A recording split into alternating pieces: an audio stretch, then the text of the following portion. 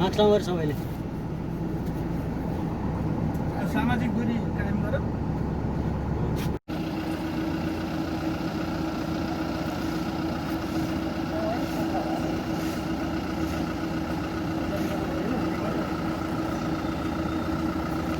सबैजना नमस्कार।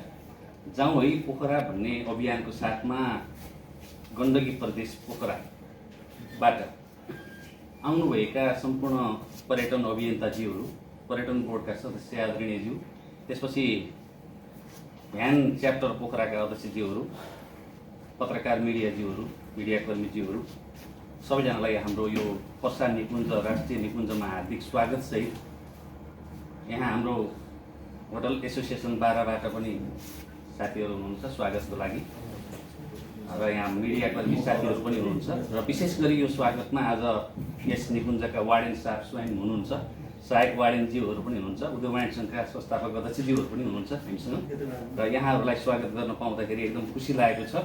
मेरो नाम मोहन शर्मा लाइमछाने। गर्दाखेरि यता तपाईँको उताबाट पनि सुदूरपश्चिमको साइडबाट टुरिज्म होस् र यहाँ पनि अब 2 नम्बर प्रदेशको ठुलो व्यापारी नाका बिरगञ्ज र 3 नम्बर प्रदेशको राजधानीको हिसाबले यो त्यहाँको टुरिज्मलाई अलिकति मध्यनजर पनि होस्, त्यो हिसाबले चाहिँ टुरिज्मलाई चाहिँ त्यसमा पार्कमा खास गरिकन यसलाई कन्भर्जन गरे हो। अलिकति आएन अगाडि बस्नु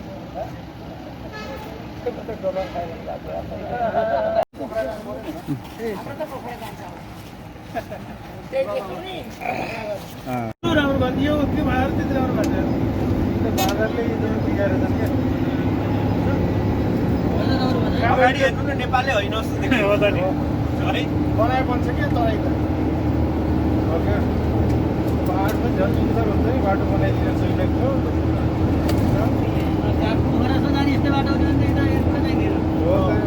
यहाँको त अर्कै हिसाबको चाहिन्छ।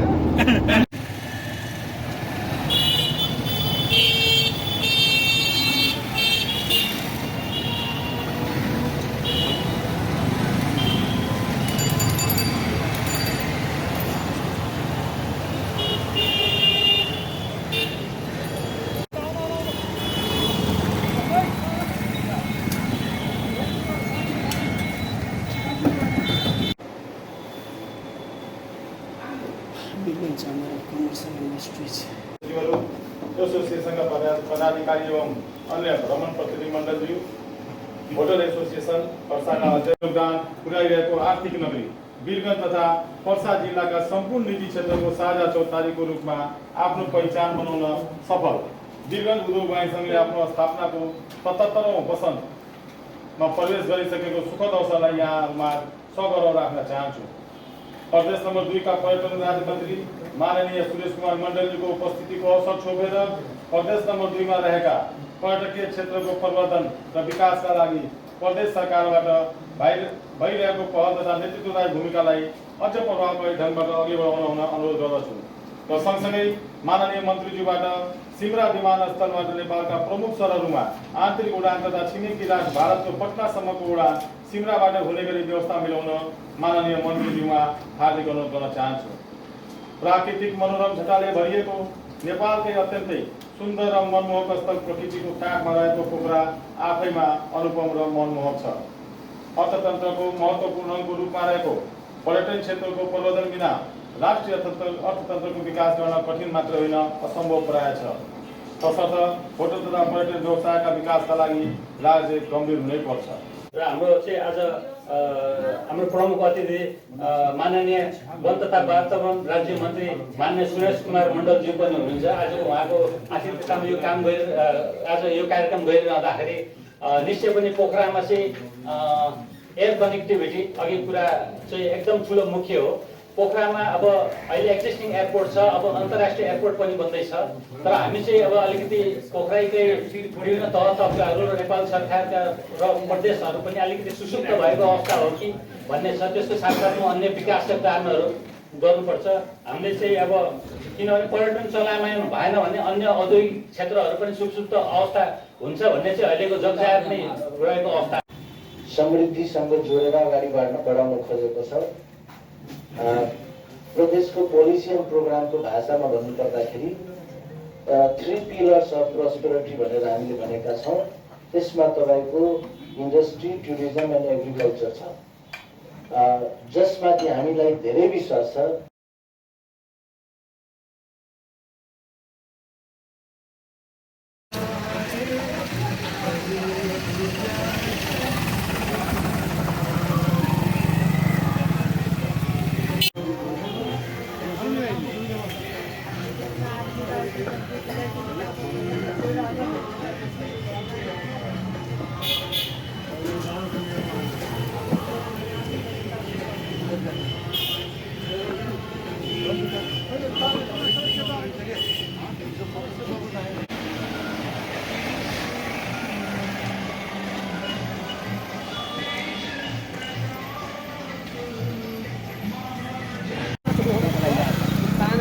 हजुर हजुर 507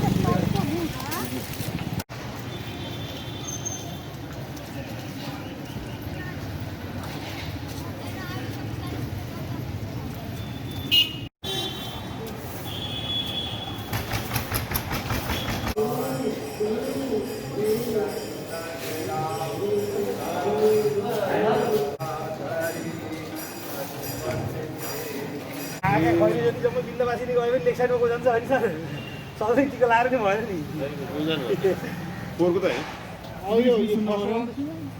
हामीले पर्यटन वर्ष भ्रमण वर्षको रूपमा हामीले गत वर्ष मनाउँदै गर्दाखेरि त्यो हाम्रो ब्रान्डिङ नै त्यही थियो, अध्यात्मको राजधानी भनेर ब्रान्डिङ गर्ने भनेर। यो 72 कुण्ड र 52 कुटीको सहर हो जनकपुर। यहाँ पहिला 16औं शताब्दीमा हेटौडाको राजा मानिक सेनले 400 बिघा जग्गा दिएर यो सहर स्थापनाको लागि चन्द्रकिशोर दास र चतुर्भुज गिरी भन्ने दुईजना व्यक्तिहरूले इनिसिएट गरेर बनेको सहर हो। यो 72 कुण्ड र 52 कुटी भनेर चिनिन्थ्यो, जसमध्ये अहिले 41वटा कुण्ड अझै बाँकी छ हाम्रो सहरमा। र कहिलेकाहीँ तपाईँहरू यो आकाशमाथि फ्लाइ गर्ने मौका पाउनुभयो भने त्यो माथिबाट देखिन्छ कति कुण्ड छ यो सहरमा भनेर। तर त्यो कुण्ड हाम्रो सुन्दरता मात्र नभएर कहिलेकाहीँ अभिशाप पनि भइदिन्छ त्यो फोहोरको कारणले, व्यवस्थापन गर्न नसकेको कारणले। स्थानीय सरकार र चाहिँ एड्रेस गर्नुपर्ने भन्ने देखिन्छ। र पछिल्लो क्रममा अब जसरी अब यो विश्व महामारीले गर्दाखेरि संसारै स्तब्ध भएको अवस्थामा पोखरा पनि त्यसबाट अछुतो रहेन। अहिलेको मैले वर्तमान अवस्थाको कुरा गर्दैछु। करिब 6-7 महिना चाहिँ हामी पूर्ण रूपमा लकडाउन भयो र सरकारले पनि असोज पछि पर्यटनलाई चाहिँ अलिकति खुला गरेको अवस्थामा पोखराका पर्यटन अलिकति अगाडि बढिरहेको अवस्था छ। पोखरा भन्नुसाथ त्यहाँ पदयात्रा, साहसिक गतिविधिहरू र त्यहाँको आतिथ्यतामा बढी प्रचार भएको पाइन्छ र त्यहाँ चाहिँ आन्तरिक पर्यटनहरू बढ्ने क्रममा छ। र यसरी यो क्रममा हामीले सबै झै पहिलाको अवस्थामा चाहिँ त्यो हाम्रो पर्यटनको अपेक्षा गरेका छौँ, तर अहिले सुस्त रूपमा भयो सुस्ताएको पर्यटनलाई चाहिँ कसरी पुनर्जागरण गर्ने भन्ने हो। र यसरी भ्रमणमा आएर यस ठाउँका व्यवसायहरूसँग साथसाथ गरेर यहाँको उद्योग व्यवसाय मिडियाहरूसँग साथसाथ गरेर त्यहाँको वस्तुस्थिति हामीले जगजाहेर गर्नुपर्छ। र अहिले पोखरा यसै गरी जनकपुरबाट आजका प्रमुख अतिथिज्यूले यस कार्यक्रमका अध्यक्ष ज्यूलाई मायाको चिनो दिने कार्यक्रम रहेको छ। इन्फोला पेन्टिङ रहेको छ।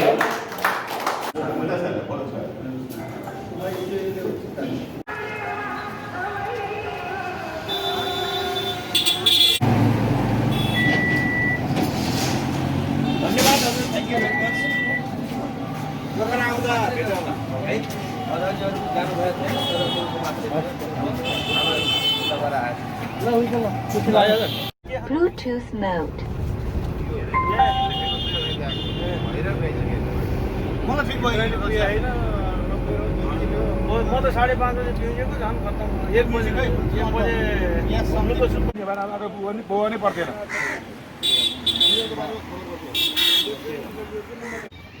छोराको मान्छे मै हो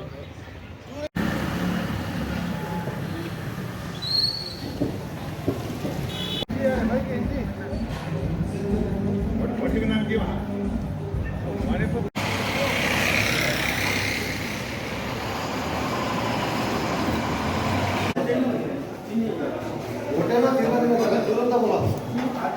कार्य समितिज्यू र विभिन्न सञ्चारकर्मीज्यूहरू आज को बिहानीमा अब हामी विराटनगरमा चाहिँ हामी एउटा छलफल कार्यक्रम गर्न गइरहेका छौँ। अब हामी नेपालको पर्यटन अब अहिले अलिकति असहज परिस्थितिमा छ। यो विश्वव्यापी महामारी कोरोना पश्चात अहिले असहज परिस्थितिमा गुज्रिरहेको छ र यसलाई चाहिँ पुनर्जागृत गर्न र पुनरुत्थान गर्न चाहिँ यो भ्रमण आयोजना गर्न गइरहेको। विगतमा पनि अब हामीले विभिन्न किसिमका भ्रमण आयोजनाहरू गर्थ्यौँ नेपालभित्र र नेपाल बाहिर, तर त्यो चाहिँ अब सामान्य परिस्थितिमा थियो। तर अहिले असामान्य परिस्थिति छ र गण्डकी प्रदेशको राजधानी पोखरा भन्नसाथ अब अलिकति पर्यटकीय राजधानी भन्ने बुझिन्छ।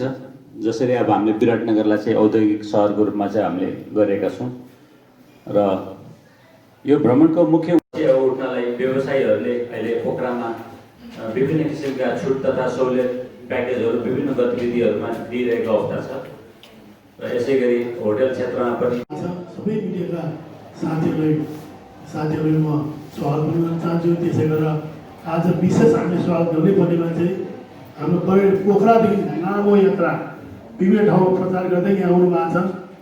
विराटनगरलाई सम्झेर सम्पूर्णलाई म एकमा प्रदेशको राजधानी विराटनगरमा स्वागत गर्न चाहन्छु। सर्वप्रथम त हामीले पोखरा पर्यटन व्यवसायीसँग सिक्नुपर्ने धेरै कुरा छ। उहाँले क्याम्पेन लिएर आज विभिन्न देशका विभिन्न स्थानहरूमा प्रचार गरेर आइरहनु भएको छ।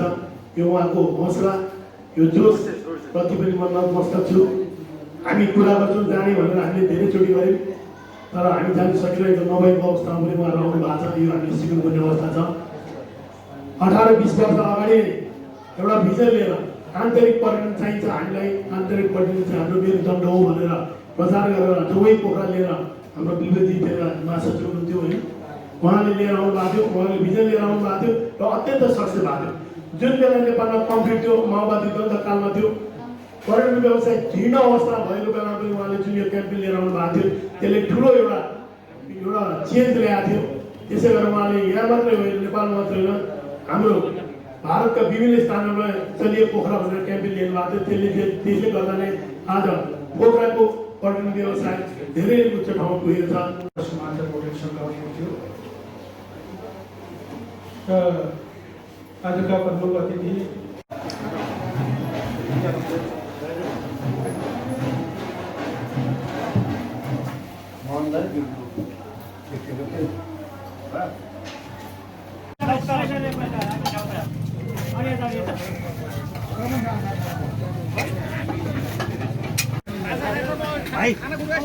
तपाईँ त्यहाँ नि भन्नु सही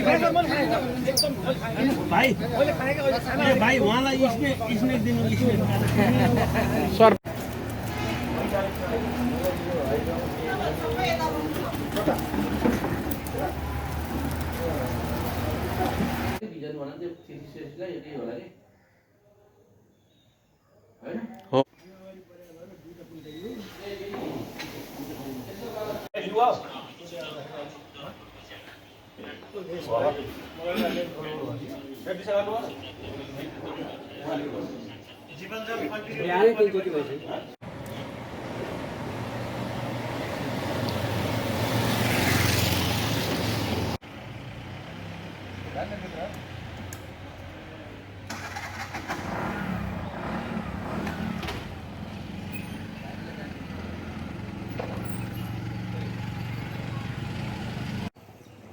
त्यो माछा खाएर बस्छ होला नि यसले माछा खाने यो घडियालले चाहिँ रनिङ वाटरमा मात्रै हिँड्ने हो फ्रेस वाटरमा घडियाल मगर चाहिँ तालहरूमा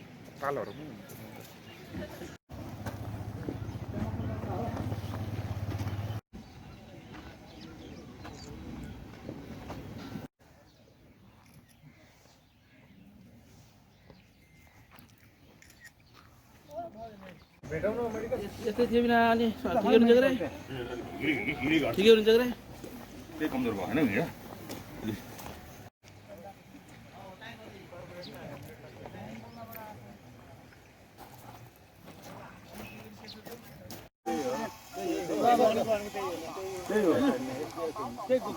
गरिमाको भाइ कि दाइ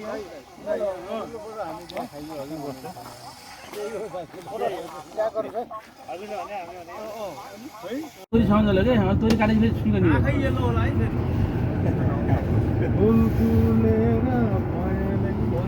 तोरी फुलेर पायलै भयो होइन त्यत्रो मौरीहरू छ सबै यहीँ आउँदो रहेछ त्यो होटेल गएर 3टा होटेलमा म एउटा 60,000 50,000 थियो के अरे उसमा रिभर साइडमा मौरीको पालेको हात हाम्रो प्राइभेट हात थियो हेर्नेबाट कस्तो छ हात्ती देखायो हात्ती त घुमाइदियो नि होइन साइड त भयो नि घुमेर जान पायो भने तिमीलाई यो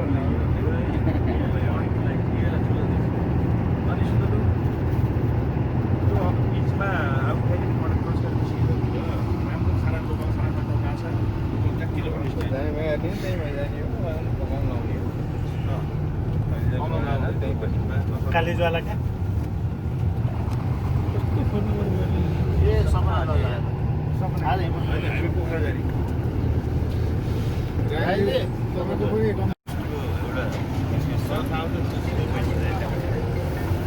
धेरै कुराहरू